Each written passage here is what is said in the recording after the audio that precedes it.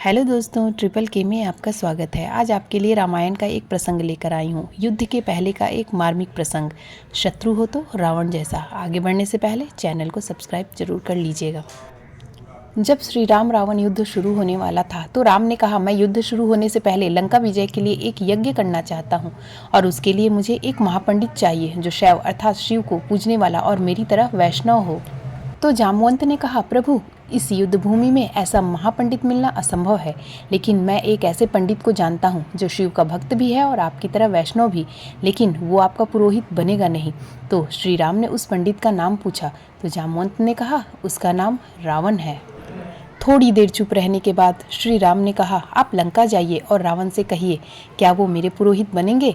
तब जामवंत रावण के पास जाते हैं और कहते हैं, हे महापंडित रावण, मेरे साथ 2 लोग हैं जो आपसे यज्ञ करवाना चाहते हैं, क्या आप उनका पुरोहित होना स्वीकार करेंगे। तो रावण ने बिना हाँ ना कहे पूछा, कहीं आप अयोध्या से निर्वासित राजकुमारों की बात तो नहीं कर रहे हैं। तो जामवंत ने कहा, हाँ। फिर रावण ने एक प्रश्न किया, क्या यज्ञ का उद्देश्य लंका विजय है। तो फिर जामवंत ने कहा, हाँ। इसके बाद भी क्या आप उनके पुरोहित बनेंगे। तो रावण ने कहा, किसी पंडित के दरवाजे पर कोई यज्ञ करने के लिए आमंत्रित करे तो उसे एक पंडित कैसे अस्वीकार कर सकता है। आप उनसे कहिए, मैं उनका पुरोहित बनने को तैयार हूँ। तब रावण ने 9 ग्रहों को बुलाया और यज्ञ के लिए शुभ मुहूर्त निकालने को कहा और मुहूर्त निकला अगले दिन भोर में 5 बजे का। तब जामवंत ने कहा, लेकिन आप पूजा के लिए सामग्री बता दीजिए।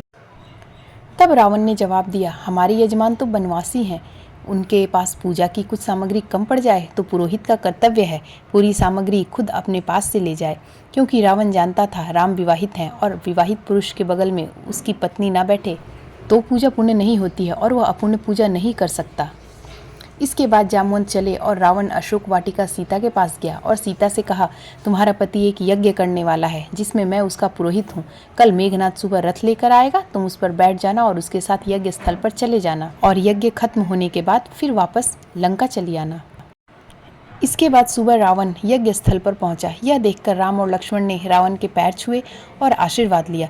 रावण ने यज्ञ शुरू करने से पहले राम से पूछा, तुम्हारी पत्नी कहाँ है।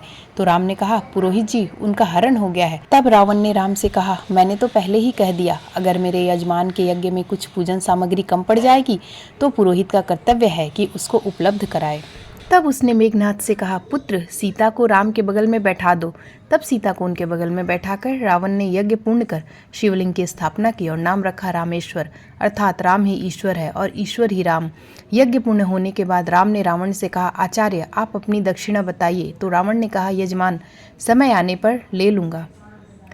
तब राम ने कहा, ठीक है आचार्य, बता तो दीजिए आपको क्या चाहिए, तब पता नहीं उस समय आपको दक्षिणा देने की स्थिति में रहूं या नहीं। तब रावण ने राम से कहा, यजमान, मुझे दक्षिणा में बस यही चाहिए कि जब मेरी मृत्यु हो तो मेरे सामने आप दोनों भाई मौजूद हों। यह सुनकर राम की आंखें भर आईं और दोनों भाइयों ने रावण के पैर छूते हुए कहा, ऐसा ही होगा। तो दोस्तों, आपको यह पोस्ट अच्छी लगी हो तो कमेंट में जय श्री राम जरूर लिखिएगा।